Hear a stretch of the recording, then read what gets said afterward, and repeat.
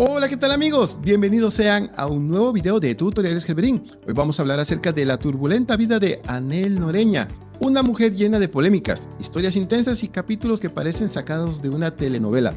Pero la diferencia es que esta telenovela fue hecha con lágrimas de verdad.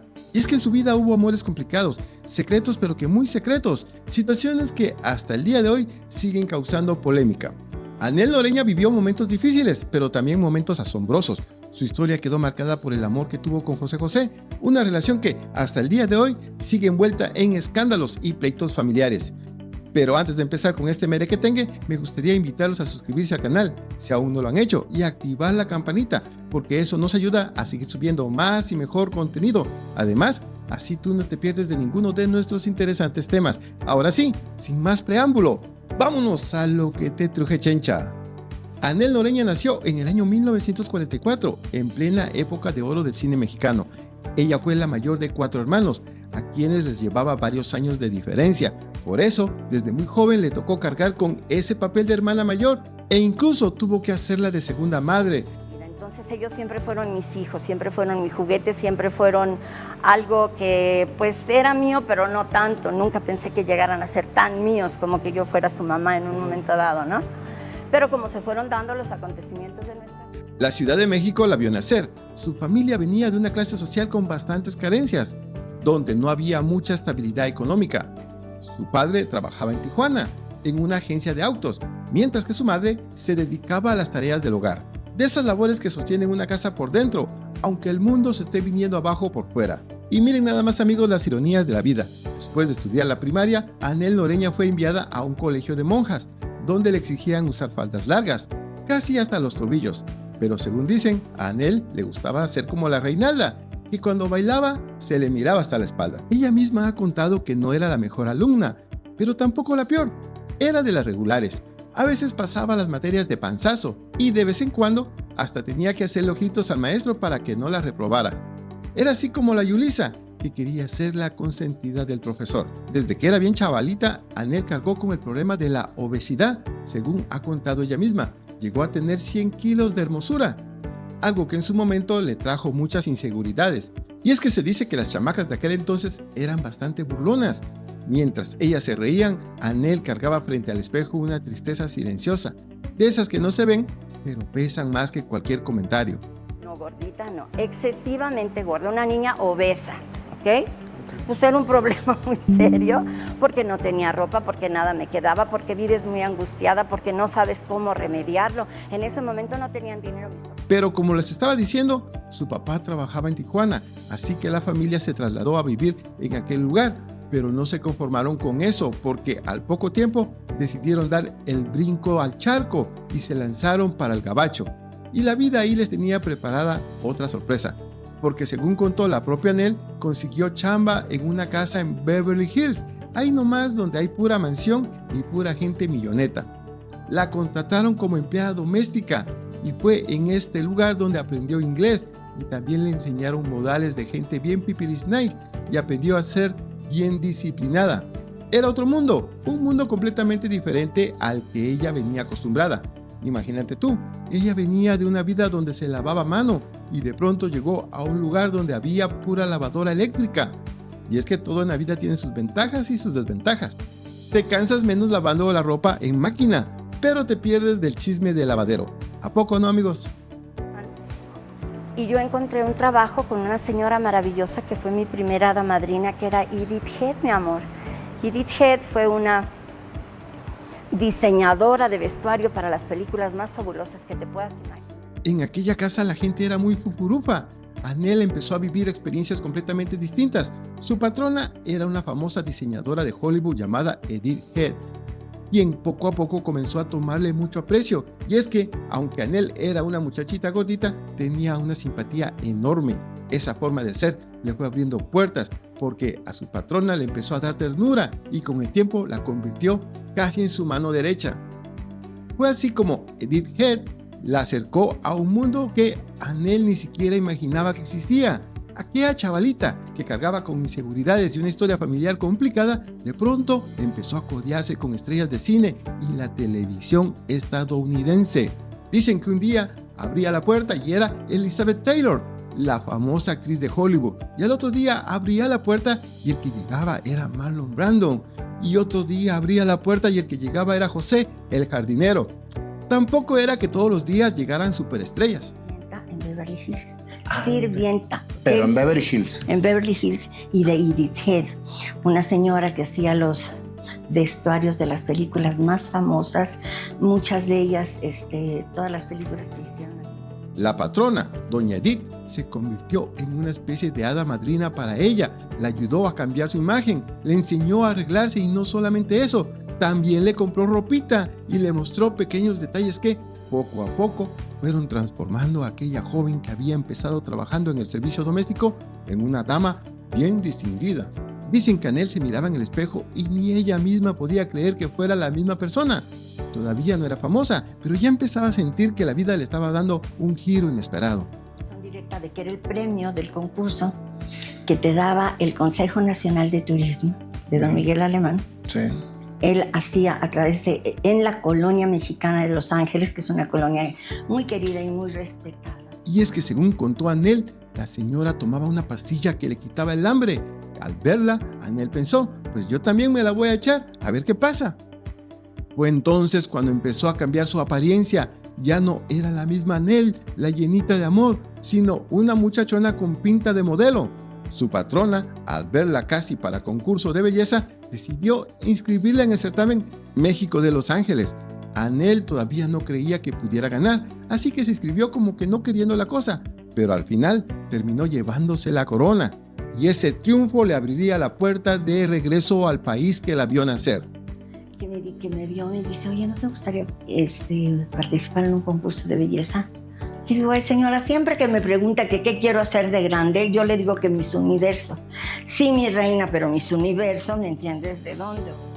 Según contó Anel, ganar aquel concurso tenía como premio un viaje a la Ciudad de México y llegó convertida en reina de belleza. Se le empezaron a abrir las puertas de la televisión y los eventos. Fue así como en 1967 comenzó a trabajar como modelo. Y aquí, amigos, es donde empieza lo sabroso de este chisme. Cuenta Anel que en una de esas la confundieron con una modelo que tenía que hacer un comercial en vivo. Pero ella, lejos de decir, yo no soy la mujer que ustedes están esperando, le entró al quite, se aventó el anuncio y para sorpresa de todos, a la gente de producción le gustó su trabajo.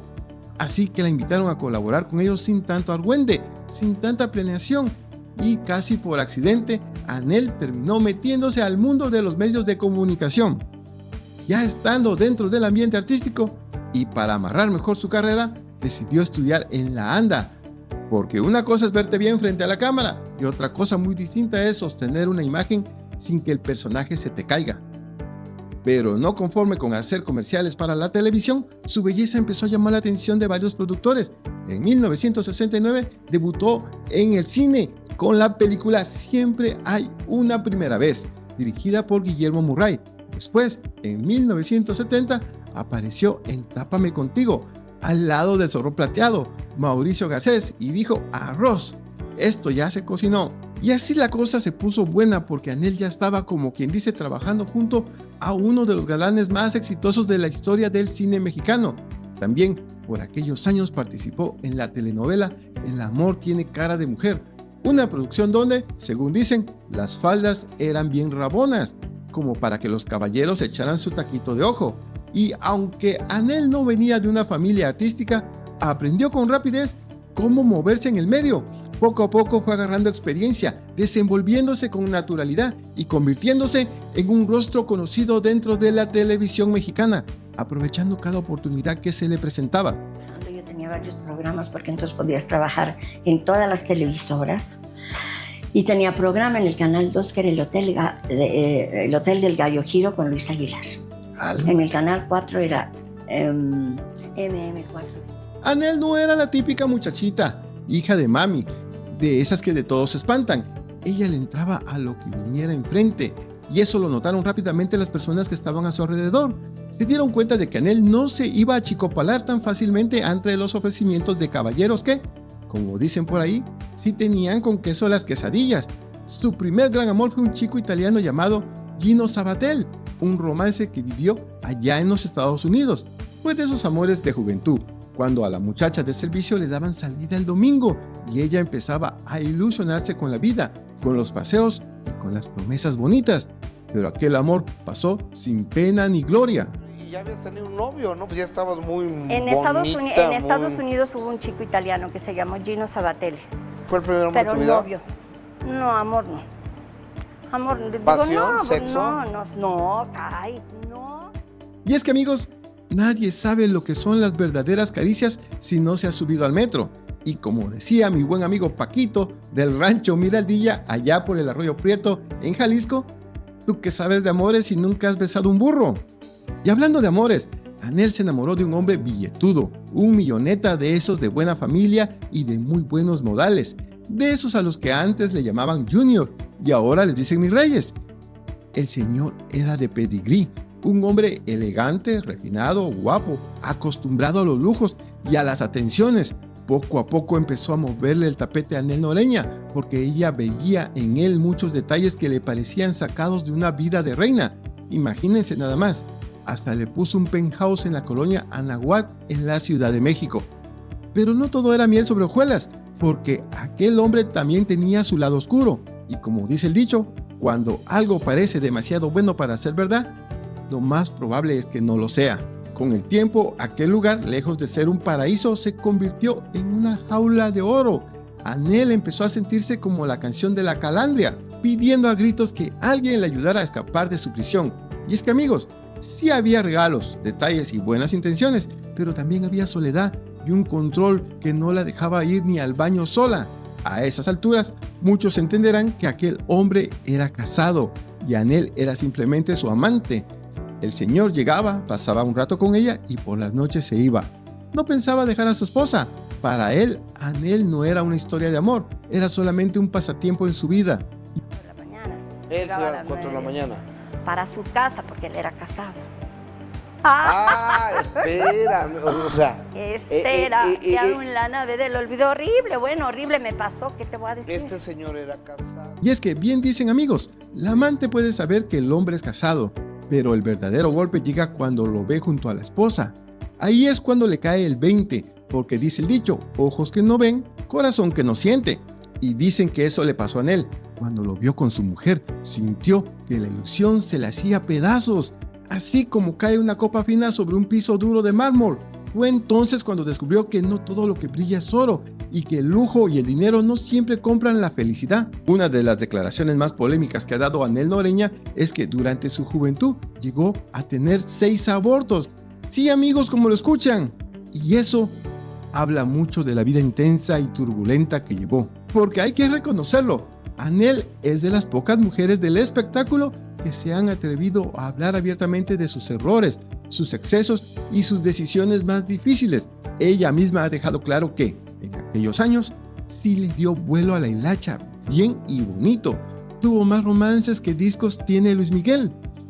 Y bien, amigos, ya andando en la artisteada, Anel conoció a Andrés García, quien también terminó siendo parte de su vida sentimental. Pero Anel sabía que Andrés no iba a ser para ella, porque él tenía muchas novias y una fama de galán difícil de domar. Así que aquello era más bien una relación abierta, de esas donde se daban un besito, chocaban sus carritos, pero sin entregar el corazón completito. Un momento. O sea, fueron parejita. No, tampoco. Fuimos un momento. Unos besitos. Probablemente.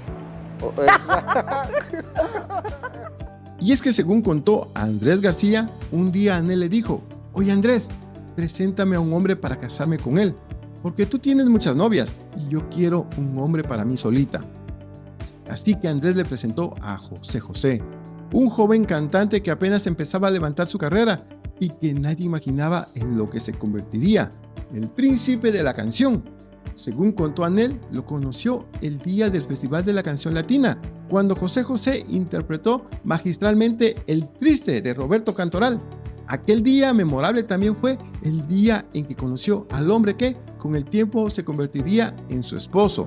Días después, en Los Ángeles, Anel volvió a coincidir con el príncipe de la canción y allí empezó a nacer entre ellos un romance intenso, de esos donde hasta la ropa les estorba.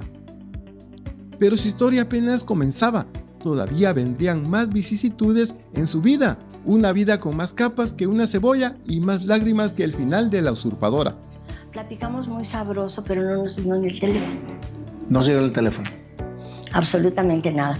Bueno, pues ya nos tenemos que ir porque ustedes se van a México y yo me voy a Puerto Rico. José José no hacía alarde de ser un galán de telenovela, de esos que siempre andan bien limpiecitos y con traje de diseñador.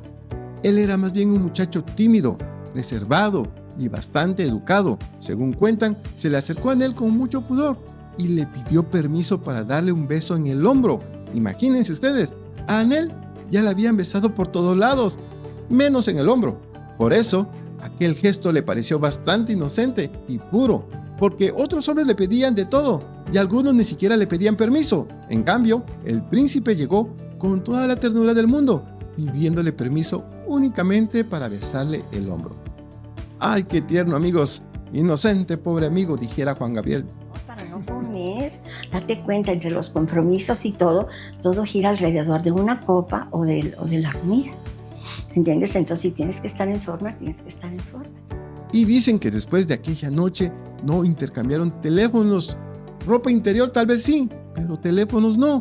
Así que cada quien siguió por su camino, hasta que tiempo después volvieron a encontrarse en los estudios de Televicentro, que más tarde se convertiría en Televisa. Ahí, el príncipe la buscó para saludarle y le dijo: «Hola, ¿cómo has estado?». Y de paso le contó que estaría de temporada en El Patio, un famoso cabaret donde se presentaban los grandes cantantes de la época. Así que, sin pensarlo mucho, la invitó a verlo cantar. Ya no volví a saber de nada, ni nada. Hasta que un día, en julio, en el mes de julio, estoy yo en el maquillaje de Álvarez del Castillo y él está en el de Goyeneche, ahí en Televicentro, todavía en Avenida Chapultepec. Y viene. Anel, ni corta ni perezosa, fue a presenciar su actuación y, según dicen, quedó muy impresionada. Entonces, como no queriendo la cosa, le dejó una tarjetita con sus datos. Me imagino que la tarjeta decía: «Llámame cuando quieras, corazón de melón, soy toda tuya». Bueno, esa ya es mi imaginación haciendo horas extras.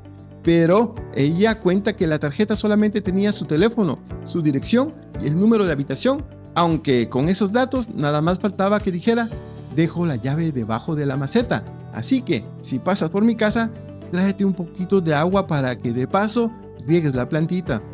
Y digo: «Ay, muchachos, pues qué cosa, qué bonito». Entonces, a la hora que termine el show, agarro mi tarjetita con todos mis datos, ¿ok? Religión, peso, direcciones.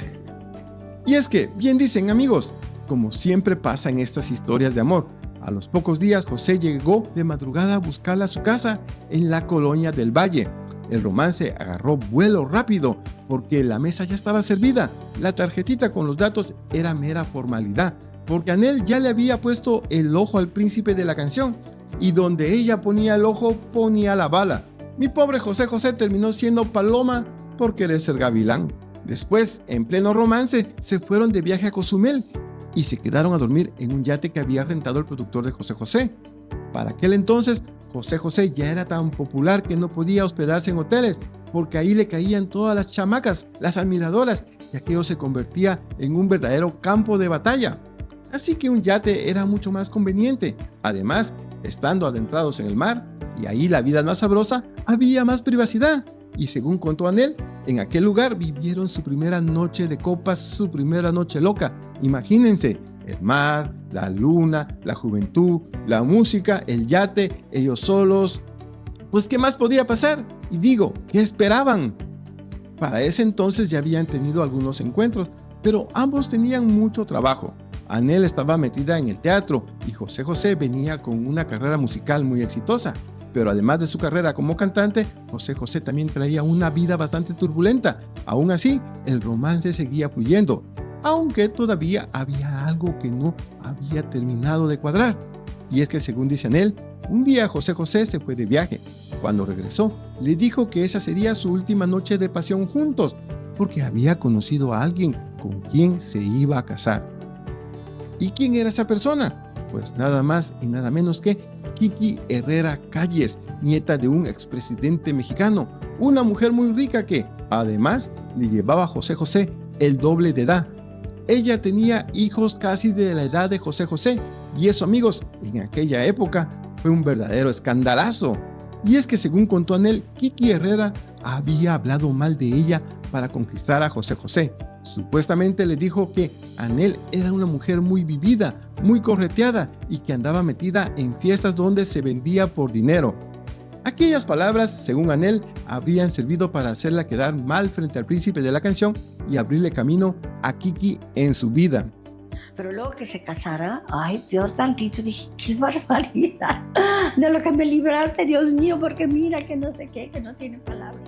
El matrimonio de José José con Kiki Herrera Calles duró muy poquito tiempo, apenas unos meses. De hecho, dicen que el divorcio tardó más en tramitarse que lo que ellos duraron juntos.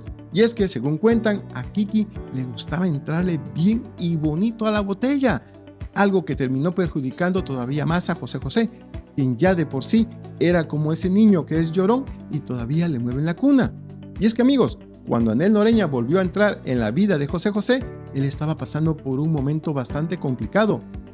Andar entre tanta borrachera ya le había provocado problemas de salud. Cuando Anel volvió a verlo, José José estaba en el hospital, rodeado de amigotes. Según contó ella misma, al verlo en esas condiciones pensó que podría cuidarlo, poner orden en su vida y ayudarlo a salir de aquel relajo en el que estaba metido. Y ya salimos, nos íbamos a vivir juntos pero escondidos porque la señora empezó a demandar y era un adulterio.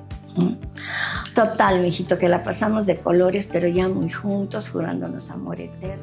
Y es que, amigos, en aquel entonces la gente veía a José José como el príncipe de la canción, pero pocos sabían que por dentro aquel hombre cargaba inseguridades, cansancio y un problema muy complicado con la bebida. Para Anel, amar a José José no era solamente abrazarlo, era estar pendiente de todo lo que hacía, si dormía, si comía, si llegaba bien, si salía bien al show, etcétera, etcétera. Así que ella pensaba que podía mantenerse en pie en medio de tanta presión. Poco a poco, Anel empezó a ser más que su esposa, también se convirtió en su enfermera particular. Y es que, amigos, mientras José José se convertía en ídolo, ella comenzó a vivir la otra cara del aplauso, porque el público ve al artista en el escenario, lo ovaciona y se emociona con su voz. Pero cuando las luces se apagan, el cantante baja del escenario, la historia es muy distinta. Arriba del escenario es un cantante maravilloso, un hombre capaz de poner la piel chinita a cualquiera, pero abajo del escenario se convertía en alguien frágil, lleno de inseguridades y atrapado entre sus propios vicios. Yo dominaba la situación, según yo, no iba a poder ser nunca así. Entonces un día llegan Alcohólicos Anónimos a tu casa y ellos me dicen, Anelita, esta es una enfermedad. Y vean, amigos, nadie mejor que Anel sabía cómo era el ambiente artístico, porque ella ya lo había vivido en carne propia. Sabía que había descontrol y que alrededor de José José no solamente había música, aplausos y éxito, también había alcohol, mujeres y muchas tentaciones. Y es que había admiradoras capaces de meterse hasta el cuarto del príncipe de la canción y desacomodar la casa completa. ¿Y por qué digo que Anel lo sabía mejor que nadie? Porque ella misma llegó a confesar que en algún momento de su vida intercambió amor por dinero. Según contó, trabajó para una señora que organizaba fiestas donde se daban ciertos intercambios. Así les llamaban ellas. Ellas daban belleza y juventud y recibían a cambio dinerito de hombres que confundían el deseo con cariño. Era como decir, yo te doy juventud y tú dame dinero. Por eso Anel ya sabía cómo se movía ese mundo. Como decimos en el barrio, ya sabía de qué lado masticaba la iguana. Conocía los pasillos oscuros del ambiente artístico, las sonrisas con doble intención y los favores que nunca eran gratis. Así que a ella no le iban a dar a tole con el dedo. Lugares a donde íbamos, llegaba la gente. ¿Te acuerdas? Y recuerdas y la. Y todos llegaban ofreciéndole una copa, mi amor, porque toda la gente, celebra con una copa. Según cuentan, Anel se llenó de celos, de coraje y de una rabia muy humana, porque mientras ella lloraba, cuidaba la casa y trataba de sostener a la familia, el príncipe andaba entre aplausos, fiestas y gente que lo celebraba como si no existieran consecuencias. Ya saben, amigos, esos amigotes que llegan con una copa en la mano, invitándote como si eso te estuviera haciendo un favor. El problema era que al príncipe se le iba la mano. Él no era de tomarse una copa y ya. se echaba una y la seguía por la semana entera. Por eso, en la casa siempre existía el miedo de una recaída. Según contó Anel, José José era un hombre muy amable y de buen corazón, pero cuando andaba con sus copas ya no era el mismo. No era un hombre grosero ni violento, pero sí se volvía más triste, más apagado y caía en depresiones. Y eso, para cualquier pareja, era desgastante. A pesar de todo ese torbellino de emociones, la familia empezó a crecer. Primero llegó José Joel, el primogénito del príncipe, y algunos años después llegó Marisol, dos hijos que cambiaron por completo el lugar de Anel dentro de esa historia. Anel dejó de ser solamente la mujer enamorada de un cantante famoso. Ahora era la madre de sus hijos, la que tenía que cuidar la casa, criar a los niños, mantener cierta normalidad y seguir de pie mientras alrededor había giras, trabajo, fiestas y por supuesto admiradoras. Según contó Anel, en su tiempo existían escuelas para amas de casa, pero eran para gente rica. Ella añoraba asistir a una de estas escuelas para aprender todo lo relacionado con el hogar, pero tristemente al venir de una familia humilde no pudo hacerlo. Sin embargo, durante su estancia en Estados Unidos, su patrona, Edith Head, le enseñó muchas de esas cosas: cómo llevar una casa, cómo comportarse, cómo atender los detalles y cómo mantener cierto orden. A Anel le encantaba todo eso. Por eso, cuando se casó con José José y tuvo su propio hogar, se sentía encantada de la vida. Al fin podía poner en práctica todo aquello que su patrona le había enseñado. Y es que, según dijo Anel, uno de sus sueños era tener un esposo que trabajara durante el día, regresara a casa por la noche, cenara con su esposa y sus hijos y después, tal vez, se sentara a ver la televisión, a conversar, a tomarse un cafecito y luego se fuera a dormir. Pero el problema del príncipe de la canción era que su vida era muy distinta. Tenía una carrera donde los viajes eran largos, las ausencias prolongadas y todo funcionaba de una forma muy diferente a la vida normal. Desde fuera podía parecer una familia privilegiada, pero por dentro Anel vivía angustiada, con el miedo constante de que el hogar se le fuera a desarmar en un momento para otro. Con los años, esa vida la fue desgastando, porque no era solamente esperar al esposo, era esperar al artista, al hombre de las giras, al que todos celebraban y todos querían tener cerca. Según contó el propio José José, él pedía tiempo para poder ir a ver a su familia de vez en cuando, pero siempre le llenaban la agenda con evento tras evento. No lo dejaban descansar ni convivir con sus hijos, y eso empezó a pasar factura en su vida y también en la vida de Anel, porque como ella misma dejó entrever, una mujer puede amar mucho a un hombre, pero vivir cuidándolo, vigilando y aguantando tanto dolor, eso rompe a cualquiera. Yo siempre lo esperé, Matilde, yo siempre lo esperé. La verdad, yo pensé que regresaba. Claro que regresó a nuestros brazos, México, a nuestros brazos y a los brazos de su familia. Finalmente, lo que Anel tanto temía llegó, el divorcio, y fue de esas cosas que no son fáciles de aceptar, pero que ya vienen tocando la puerta desde hace rato. Aunque le dolía profundamente, tuvo que enfrentarlo con todo y recuerdos, con esa sensación amarga de haber apostado todo por amor y aún así haber perdido. Aquel amor se fue apagando entre los aplausos, los excesos, las heridas que terminaron rompiéndola por completo, porque como dice el dicho, no hay mal que dure 100 años, ni cuerpo que lo aguante. Date cuenta que nosotros nos divorciamos a los 21 años de casados. 21 años duraron. Y en esos 21 años José estuvo medio controlado. A veces para esto en una de esas. Amigos, una de las cosas que más molestó a Anel Noreña fue la forma en que la retrataron en la bioserie de José José.